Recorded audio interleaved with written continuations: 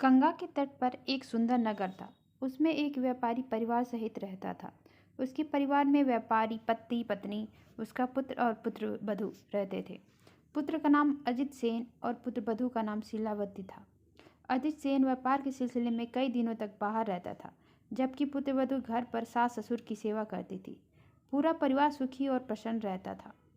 एक दिन शीलावती आधी रात के बाद खाली घड़ा लेकर बाहर गई और बहुत देर में लौटी। उसके ससुर ने उसे वापस लौटते देख लिया। उसे शीलावती के चरित्र पर शंका हुई। उसने सोचा कि बेटा बाहर गया हुआ है, ऐसे में बहू का यह आचरण आपत्तिजनक है। इससे मेरा कुल कलंकित हो जाएगा। इस चरित्रहीन बहू को घर में रखना ठीक नहीं है।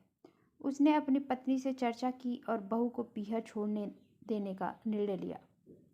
अगले दिन ससुर शीलावती को रथ में बैठाकर स्वयं रथ हाँकते हुए उसके पीहर की ओर चल पड़ा। रास्ते में एक छोटी सी नदी मिली। ससुर ने बहू से कहा, तुम रथ से उतरकर जूते उतार कर नदी पार कर लो। किंतु शीलावती ने बिना जूते उतारे ही नदी पार कर ली। ससुर ने मन में सोचा कि यह दुश्चरित होने के साथ ही अवज्ञाकारी भी है। थोड़ा आगे जाने पर रास्ते के किनारे एक खेत मिला, जिसमें मूंग की फसल लहलहा रही थी। ससुर ने किसान के भाग्य की प्रशंसा करते हुए कहा, कितनी सुंदर फसल है, इस बार तो किसान खूब लाभ कमाएगा। शीलावती ने उत्तर दिया, आपकी बात तो ठीक है, किंतु यदि यह जंगली जानवरों से बच जाए तब ना। ससुर को उसकी बात बहुत अटपटी लगी, लेकिन वह कुछ नहीं बोला। कुछ दूर और चलने पर वे एक नगर में पहुंचे, जहाँ के लोग बहुत सुखी और प्रसन्न दिखाई दे रहे थे। यह देखकर ससुर के मुंह से निकला, कितना सुंदर नगर है। शीलावती बोली, आपकी बात तो ठीक है, यदि इसे उजाड़ा न जाए तो ना। ससुर को उसकी बात अच्छी तो नहीं लगी, किंतु वह फिर से कुछ नहीं बोला। कुछ दूर आगे जाने पर एक राजपुत्र दिखाई पड़ा, जिसे देखकर ससुर फिर बोला, अरे वाह, यह युवक तो देखने में ही शूरवीर लगता है। लेकिन शीलावती फिर बोल पड़ी, यदि कहीं पीटा ना जाए तो। इस बात तो ससुर क्रोधित हो गया, किंतु किसी प्रकार उसने अपने क्रोध को रोका और आगे बढ़ा। थोड़ी देर बाद दोपहर हो गई। व्यापारी एक घने बरगद के पेड़ के नीचे रथ को रोककर पेड़ की जड़ में बैठकर आराम करने लगा, जबकि शीलावती पेड़ से दूर जमीन पर बैठ गई।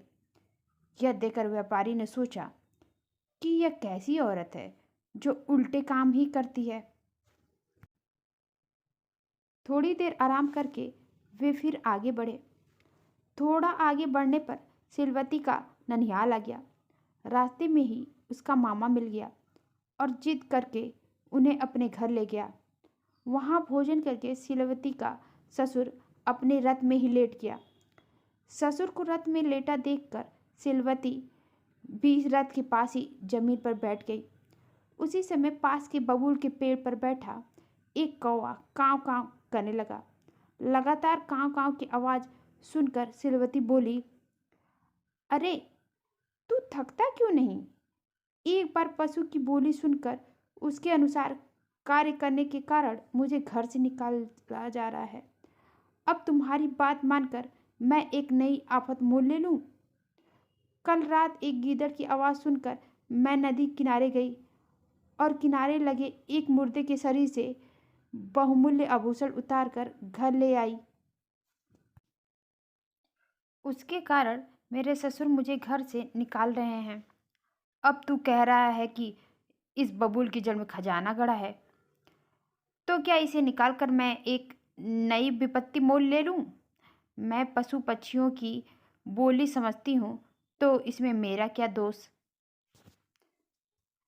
शीलावती का ससुर उसकी बात सुनकर आश्चर्यचकित हो गया। उसने बबूल की जड़ में खुदाई करके देखा तो उसे सचमुच खजाना मिल गया। वह बहुत प्रसन्न हुआ और बहू की बड़ाई करने लगा और उसे लेकर वापस घर की ओर चल पड़ा। रास्ते में उसने पूछा कि तुम बरगद की छाया में क्यों नहीं बैठी? शीलावती ने उत्तर दिया, वृक्ष की जड़ में सर्प का भय रहता है, ऊपर से चिड़िया भी बीट करती है, इसलिए वृक्ष की जड़ से दूर बैठना ही बुद्धिमानी है। ससुर उसके उत्तर से प्रसन्न हुआ। फिर शूरवीर राजपुत्र के विषय में पूछा, जिसके उत्तर में सिलवती ने बताया कि वास्तविक शूरवीर वही होता है जो प्रथम प्रहार करता है। इसी प्रकार खुशहाल नगर के बारे में उसने कहा कि जिस नगर के लोग आगंतुक अतिथियों का स्वागत नहीं करते, वह वास्तव में आदर्श और खुशहाल नहीं होता है। अंत में ससुर ने जूते पहने नदी पार करने का कारण पूछा, जिसके जवाब में सिलवती ने कहा, नदी में विषैले जीव जंतुओं का भय होता है। इसके अलावा नदी तल में कंकड़ पत्थर होते हैं, इसलिए नदी तालाब को सदैव जूते पहनकर ही पार करना चाहिए। सिलवती का ससुर उसकी बुद्धिमत्तापूर्ण बातें सुनकर अति प्रसन्न हुआ। उसके हृदय में शीलावती के लिए प्रेम और सम्मान बढ़ गया। घर पहुंचकर उसने शीलावती को घर की सारी जिम्मेदारी दे दी। दोस्तों, आपको ये कहानी अच्छी लगी? Please like, subscribe and share करें। धन्यवाद।